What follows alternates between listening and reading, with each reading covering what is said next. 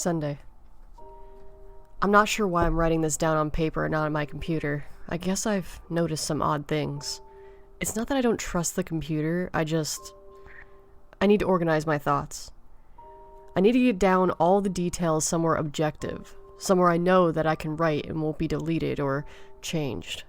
Not that that's happened. It's just, everything blurs together here, and the fog of memory lends a strange cast to things. I'm starting to feel cramped in this small apartment. Maybe that's the problem. I just had to go and choose the cheapest apartment, the only one in the basement. The lack of windows down here makes day and night seem to slip by seamlessly. I haven't been out in a few days because I've been working on this programming project so intensively. I suppose I just want to get it done.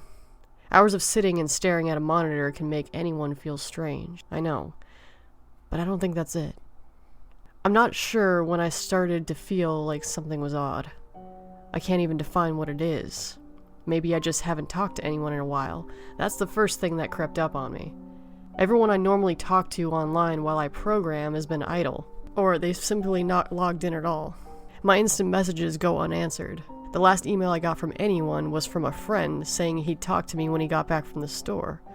That was yesterday. I'd call with my cell phone, but reception's terrible down here. Yeah, that's it. I just need to call someone. I'm gonna go outside. Well, that didn't work so well. As the tinge of fear fades, I'm feeling a little ridiculous for being scared at all. I looked in the mirror before I went out, but I didn't shave the 2-day stubble I'd grown. I figured I was just going out for a quick cell phone call. I did change my shirt though, because it was lunchtime, and I guessed that I'd run into at least one person that I knew. That didn't end up happening. I wish it did. When I went out, I opened the door to my small apartment slowly. A small feeling of apprehension had somehow already lodged itself in me, for some undefinable reason. I chalked it up to having not spoken to anyone but myself for a day or two. I peered down the dingy gray hallway, made dingier by the fact that it was a basement hallway. On one end, a large metal door led to the building's furnace room. It was locked, of course. 2 dreary soda machines stood by it. I bought a soda from one the first day I moved in, but it had a 2-year expiration date. I'm fairly sure no one knows these machines are even down here, or my cheap landlady just doesn't care to get them restocked. I closed my door slowly and walked the other direction, taking care to not make a sound. I had no idea why I chose to do that, but it was fun giving into the strange impulse to not break the droning hum of soda machines, at least for a moment. I got to the stairwell and took the stairs up to the building's front door. I looked through the heavy door's small square window and received quite a shock. It was definitely not lunchtime. City gloom hung over the dark street outside, and the traffic light in the intersection in the distance blinked yellow. Dim clouds, purple and black from the glowing of the city, hung overhead. Nothing moved, save for a few sidewalk trees that shifted in the wind. I remember shivering, though I wasn't cold. Maybe it was the wind outside.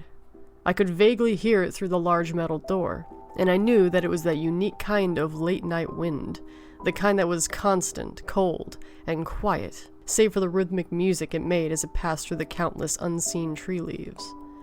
I decided not to go outside. Instead, I lifted my cell phone to the door's little window and checked the signal meter. The bars filled up the meter, and I smiled. Time to hear someone else's voice, I remember thinking, relieved. It was such a strange thing to be afraid of nothing. I shook my head, laughing at myself silently. I hit speed dial for my best friend Amy's number and held the phone up to my ear. It rang once, but then it stopped. Nothing happened. I listened to the silence for a good 20 seconds, then I hung up. I frowned and looked at the signal meter again. Still full. I went to dial her number again, but then the phone in my hand rang, startling me. I put it to my ear. "Hello?" I asked, immediately fighting down a small shock of hearing the first spoken voice in days, even if it was my own. I had gotten used to the droning hum of the building's inner workings, my computer, and the soda machines in the hallway. There was no response to my greeting at first, but then finally, a voice came. "Hey," said a clear male voice, obviously of college age like me. "Who's this?" "John," I replied, confused. "Oh, sorry, wrong number," he said, then hung up. I lowered my phone slowly and leaned against the thick brick wall of the stairwell. That was strange. I looked at my received call list, but the call was unfamiliar. Before I could think on it further, the phone rang loudly, shocking me yet again. This time, I looked at the caller before I answered. It was another unfamiliar number. This time, I held the phone up to my ear but said nothing. I heard nothing but general background noise of the phone. Then a familiar voice broke the tension. "John?" was a single word in Amy's voice. I breathed a sigh of relief. "Hey, it's you," I replied. "Who else would it be?" she responded. "Oh, the number. I'm at a party on 7th Street and my phone died just as you called me. This is someone else's phone, obviously." "Oh, okay," I said. "Where are you?" she asked. My eyes glanced over the drab, whitewashed cylinder block walls and the heavy metal door with its small window. "At my building," I sighed. "Just feeling cooped up. I didn't realize it was so late." "You should come here," she said, laughing. "Nah, I don't feel like looking for some strange place by myself in the middle of the night," I said, looking out the window at the silent, windy street that secretly scared me just a bit. "I think I'm just gonna keep working or go to bed." "Nonsense," she replied. "I can come get you. Your building is close to 7th Street, right?" "How drunk are you?" I asked lightheartedly. "You know where I live." "Oh, of course," she said abruptly. "I guess I can't get there by walking, huh?" "You could if you wanted to waste a half an hour," I told her. "Right," she said. "Okay, have to go. Good luck to you on your work." I lowered the phone once more, looking at the numbers flashed as the call ended. Then, the droning silence suddenly reasserted itself into my ears. The two strange calls in the eerie street outside just drove home my aloneness in this empty stairwell. Perhaps for having seen too many scary movies, I had the sudden inexplicable idea that something could look into the door's window and see me. Some sort of horrible entity that hovered at the edge of loneliness, just waiting to creep up on unsuspecting people that stray too far from other human beings. I knew the fear was irrational, but nobody else was around, so... I jumped down the stairs, ran down the hallway into my room, and closed the door as swiftly as I could while still staying silent. Like I said, I feel a little ridiculous for being scared of nothing, and the fear had already faded. Writing this down helps a lot. It makes me realize that nothing is wrong. It filters out half-formed thoughts and fears and leaves only cold, hard facts. It's late. I got a call from a wrong number, and Amy's phone died. So she called me back with another number. Nothing strange is happening. Still, there's something a little off about that conversation. I know it could have just been the alcohol she had had. Or was it even that she seemed off to me? Or was it... Yeah, that was it. I didn't realize this until this moment, writing these things down. I knew writing things down would help. She said that she was at a party, but I only heard silence in the background. Of course, that doesn't mean anything in particular. She could have just gone outside to make the call. No, that couldn't be it either. I didn't hear the wind. I need to see if the wind's still blowing. Monday. I forgot to finish writing last night. I'm not sure what I expected to see when I ran up the stairwell to look out the heavy metal door's window. I'm feeling ridiculous. Last night's fear seems hazy and unreasonable to me now. I can't wait to go out into the sunlight. I'm gonna check my email, shave, shower, and finally get out of here. Wait. I think I heard something. It was thunder. That whole sunlight and fresh air thing didn't happen. I went out into the stairwell and up the stairs, only to find disappointment. The heavy metal door's little window only showed flowing water, as torrential rain slammed against it. Only a very dim, gloomy light filtered in through the rain. But at least I knew it was daytime, even if it was a gray, sickly, wet day. I tried looking out the window and waiting for lightning to illuminate the gloom, but the rain was too heavy, and I couldn't make out anything more than vague, weird shapes moving in odd angles and the waves washing down on the window. Disappointed, I turned around. But I didn't want to go back to my room. Instead, I wandered further up the stairs, past the first floor and the second. The stairs ended at the 3rd floor, the highest floor in the building. I looked through the glass that ran up the outer wall of the stairwell, but it was that warped, thick kind that scatters the light. Not that there was much to see out through the rain to begin with. I opened the stairwell door and wandered down the hallway. The 10 or so thick wooden doors painted blue a long time ago were all closed. I listened as I walked, but it was the middle of the day, so I wasn't surprised that I heard nothing but the rain outside. As I stood there in the dim hallway listening to the rain, I had a strange fleeting impression that the doors were standing like silent granite monoliths, erected by some ancient forgotten civilization for some unfathomable guardian purpose. Lightning flashed, and I could have sworn that just for a moment, the old grainy blue wood just looked like rough stone. I laughed at myself for letting my imagination get the best of me. But then it occurred to me that the dim gloom and lightning must mean that there was a window somewhere in the hallway. A vague memory surfaced, and I suddenly recalled that the third floor had an alcove and an inset window halfway down the floor's hallway.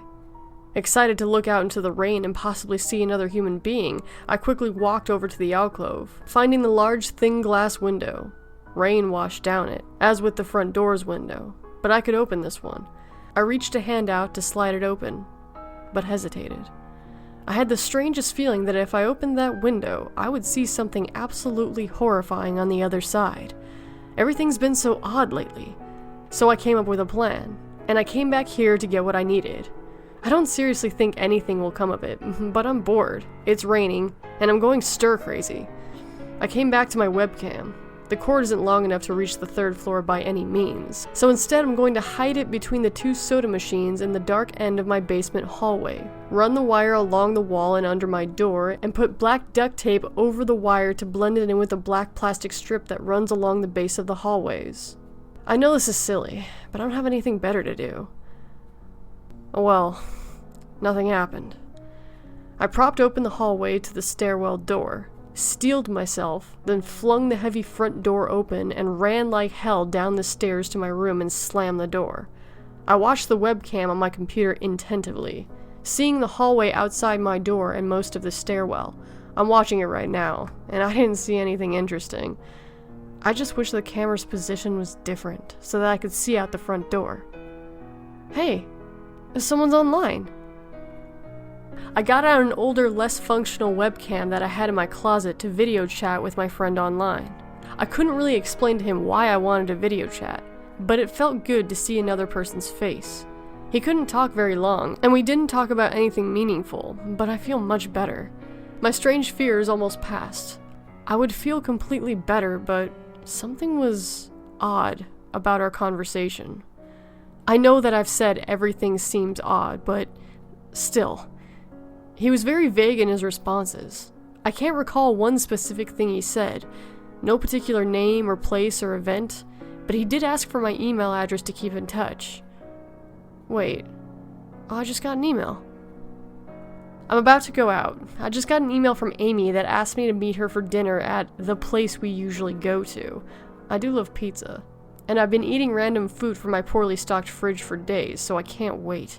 Again, I feel ridiculous about the odd couple of days I've been having. I should destroy this journal when I get back. Oh, another email. Oh my god. I almost left the email and opened the door. I almost opened the door, but I read the email first. It was from a friend I hadn't heard from in a long time, and it was sent to a huge number of emails that must have been every person he had saved in his address list.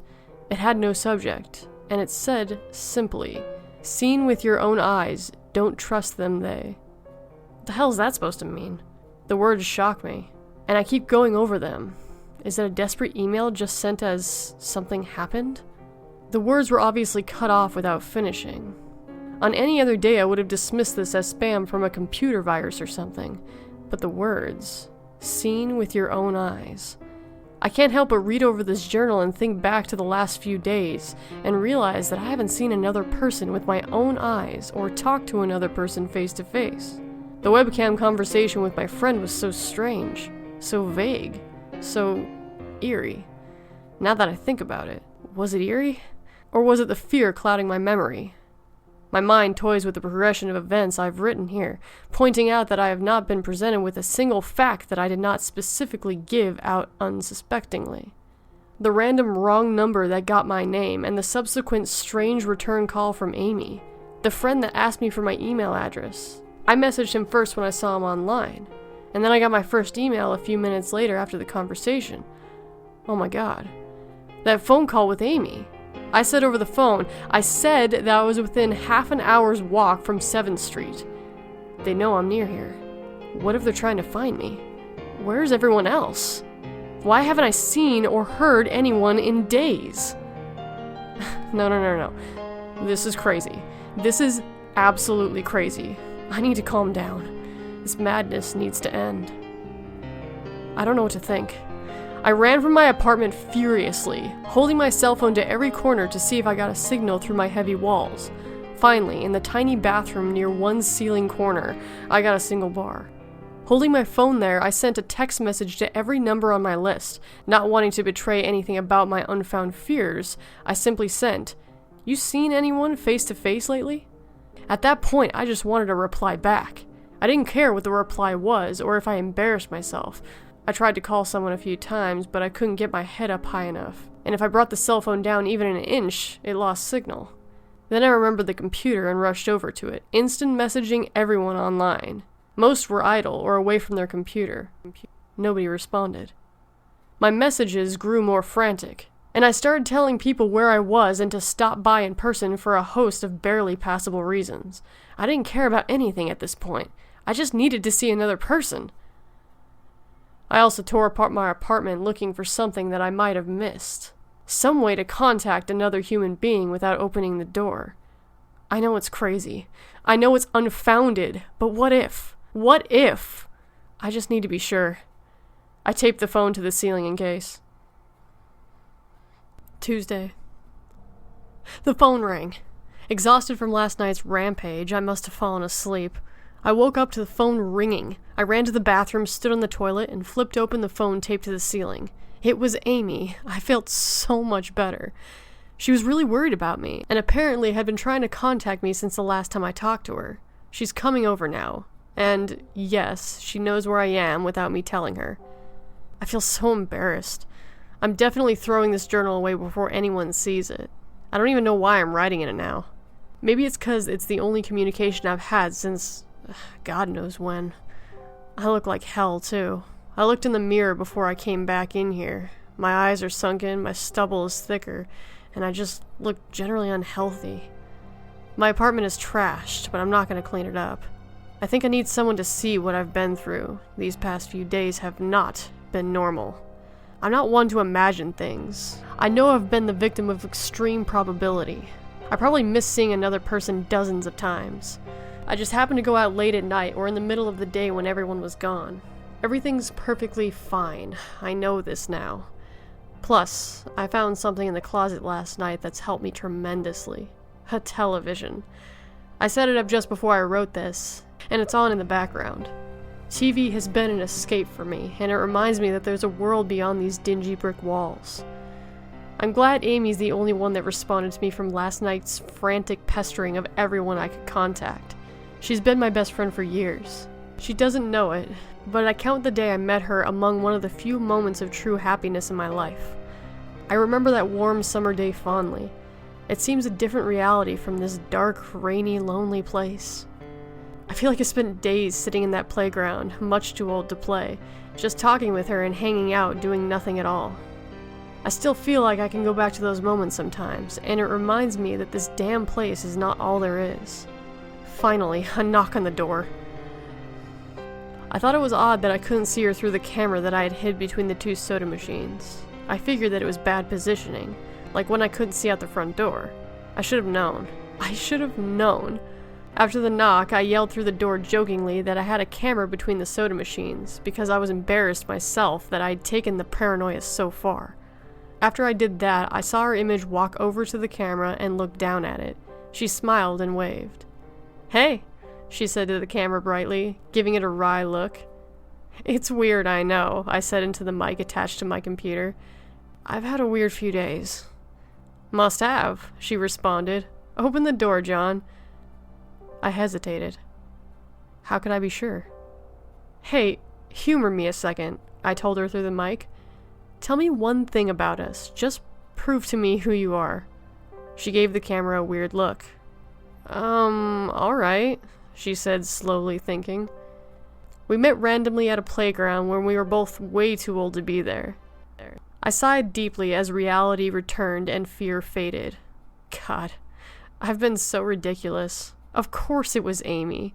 That day wasn't anywhere in the world except in my memory. I'd never even mentioned it to anyone, not out of embarrassment, but out of a strange secret nostalgia and a longing for those days to return.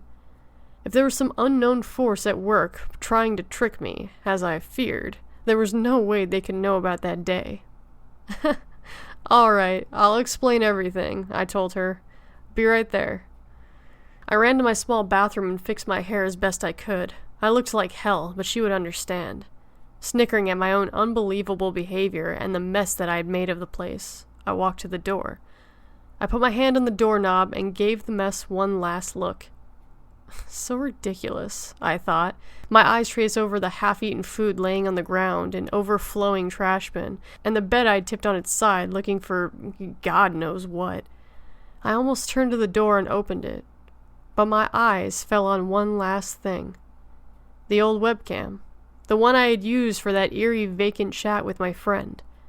Its silent black sphere lay haphazardly tossed to its side, its lens pointed at the table where my journal lay. An overwhelming terror took me, as I realized that if something could see through that camera, it would have seen just what I had wrote about that day. I asked her for one thing about us, and she chose the only thing in the world that I thought they, or it, didn't know. But it did. It did know. It could have been watching me the whole time. I didn't open the door. I screamed. I screamed in uncontrollable terror. I stomped on the old webcam on the floor. The door shook, and the knob tried to turn, but I didn't hear Amy's voice through the door. Was the basement door made to keep drafts out too thick, or was Amy not outside? What could have been trying to get in, if not her? What the hell's out there?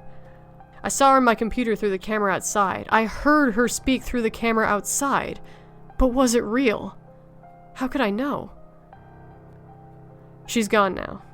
I screamed. I shouted for help. I piled up everything in my apartment against the front door. Friday. At least, I think it's Friday. I broke everything electronic, smashed my computer to pieces. Every single thing on there could have been accessed by a network, or worse, altered. I'm a programmer, I know.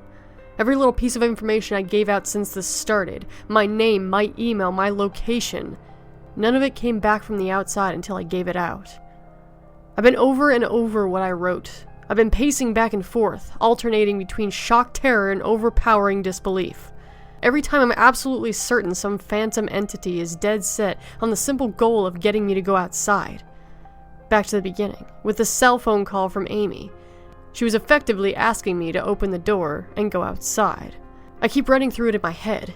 One point of view says I'm acting like a madman, and all of this is the extreme convergence of probability. Never going outside at night times by pure luck, never seeing another person by pure chance, getting a random nonsense email from some computer virus at just the right time. The other point of view says that extreme convergence of probability is the reason that whatever's out there hasn't gotten me already. I keep thinking. I never opened the window on the 3rd floor. I never opened the front door until that inexplicably stupid stunt with the hidden camera, after which I ran straight to my room and slammed the door. I haven't opened my own solid door since I flung open the front door of the building. Whatever's out there, if anything's out there, never made an appearance in the building before I opened the front door. Maybe the reason it wasn't in the building already was because it was elsewhere getting everyone else. And then it waited. Until I betrayed my existence by trying to call Amy. A call which didn't work until it called me and asked me my name. Terror literally overwhelms me every time I try to fit the pieces of this nightmare together. That email, short, cut off. Was it from someone trying to get the word out? Some friendly voice desperately trying to warn me before it came. Seen with my own eyes, don't trust them. Exactly what I've been so suspicious of. It could have masterful control of all things electronic, practicing its insidious deception to trick me into coming outside. Why can't it get in? It knocked on the door. It must have some solid presence. The door. The image of those doors in the upper hallway as guardian monoliths flashed back in my mind every time I traced this path of thoughts. If there is some kind of phantom entity trying to get me to go outside, maybe it can't get through doors. I keep thinking back over all the books I've read or movies I've seen, trying to generate some explanation for this. Doors have always been such intense foci for human imagination, always seen as wards or portals of some special importance. Or perhaps the door's just too thick? I know that I couldn't bash through any of the doors in this building, let alone the heavy basement ones. Aside from that, the real question is, why does it even want me? If it just wanted to kill me, it could have done it a number of ways, including just waiting until I starved to death. What if it doesn't want to kill me? What if it has some far more horrific fate in store for me? God. What can I do to escape this nightmare? A knock on the door. I told the people on the other side of the door that I needed a minute to think, and I'll come out. I'm really just writing this down so I could figure out what to do. At least this time I heard their voices. My paranoia, and yes, I recognize I'm being paranoid, has me thinking all sorts of ways that their voices could be faked electronically. There could be nothing but speakers outside, simulating human voices. Did it really take them 3 days to come talk to me? Amy is supposed to be out there, along with 2 policemen and a psychiatrist. Maybe it took them 3 days to think of what to say to me. The psychiatrist's claim could be pretty convincing if I decided to think this has all been some crazy misunderstanding and not some entity trying to trick me into opening the door. The psychiatrist had an older voice. Authoritarian, but still caring. I liked it. I'm desperate just to see someone with my own eyes. He said that I have something called Psychosis, and I'm just one of a nationwide epidemic of thousands of people having breakdowns, triggered by suggestive emails that got through somehow. I swear he said, got through somehow. I think he means spread throughout the country inexplicably, but I'm incredibly suspicious that the entity slipped up and revealed something. He said that I'm a part of a wave of emergent behavior, that a lot of other people are having the same problem with the same fears, even though we've never communicated.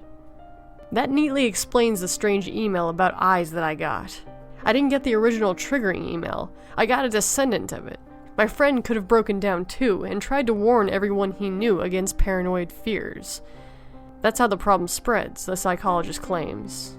I could have spread it too, with my texts and instant messages online to everyone I know.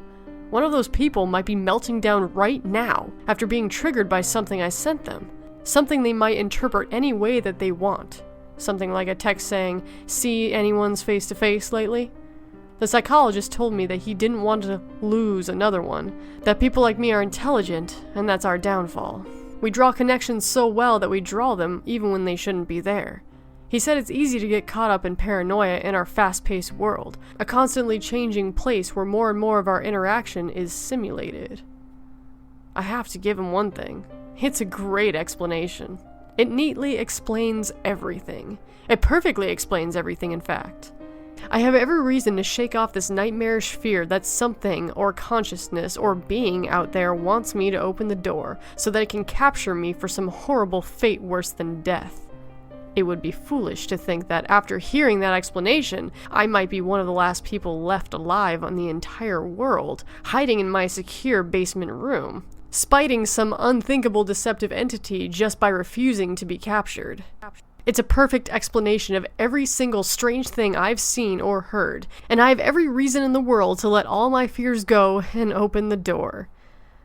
That's exactly why I'm not going to. How can I know what's real and what's deception? All of these damn things and their wires and their signals that originate from some unseen origin. They're not real. I can't be sure. Signals through a camera, fake video, deceptive phone calls, emails? Even the television lying broken on the floor. How can I possibly know it's real? It's just signals, waves, light. The door! It's bashing on the door. It's trying to get in. What insane mechanical contrivance can be using to simulate the sound of men attacking the heavy wood so well? At least I'll finally see it with my own eyes. There's nothing left in here for it to deceive me with. I ripped apart everything else. It can't deceive my eyes, can it? Seeing with your own eyes. Don't trust them, they. Wait, was that desperate message trying to tell me to trust my eyes? Or warning me about my eyes, too? Oh my god. What's the difference between a camera and my eyes? They both turn light into electrical signals. They're the same. I can't be deceived. I can't. I have to be sure. I have to be sure.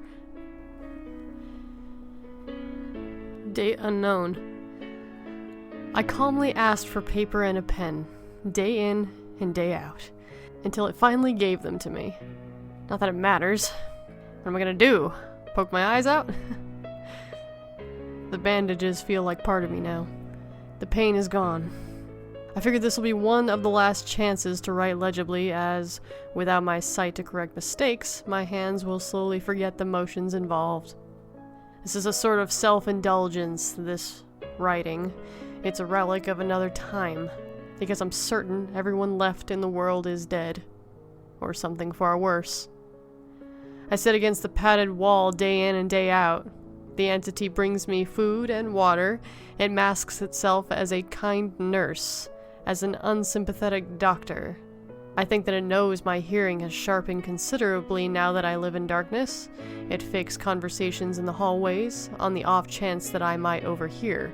One of the nurses talks about having a baby soon.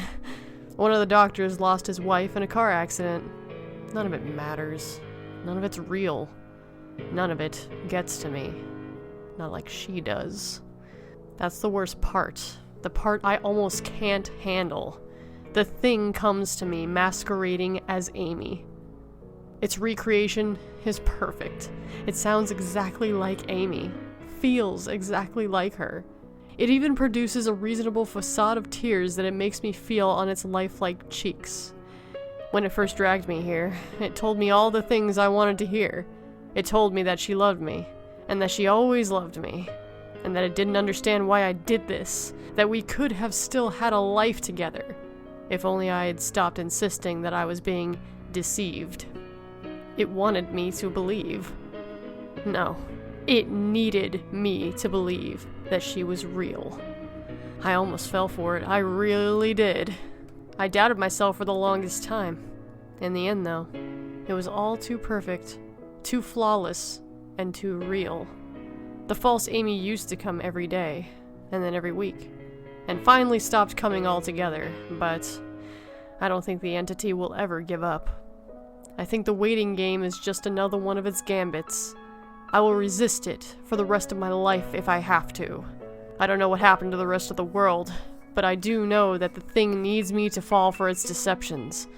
If it needs that, then maybe, just maybe, I'm a thorn in its agenda. Maybe Amy is still alive out there somewhere, kept alive by my own will to resist the deceiver. I hold on to that hope, rocking back and forth in my cell to pass the time. I'll never give in. I will never break. I am a hero. The doctor read the paper the patient had scribbled on. It was barely readable, written in a shaky script of one who could not see. He wanted to smile at the man's steadfast resolve, a reminder of the human will to survive, but he knew that the patient was completely delusional. After all, a sane man would have fallen for the deception long ago. The doctor wanted to smile. He wanted to whisper words of encouragement to the delusional man. He wanted to scream, but the nerve filaments wrapped around his head and into his eyes made him do otherwise. His body walked into the cell like a puppet and told the patient once more that he was wrong and that there was nobody trying to deceive him.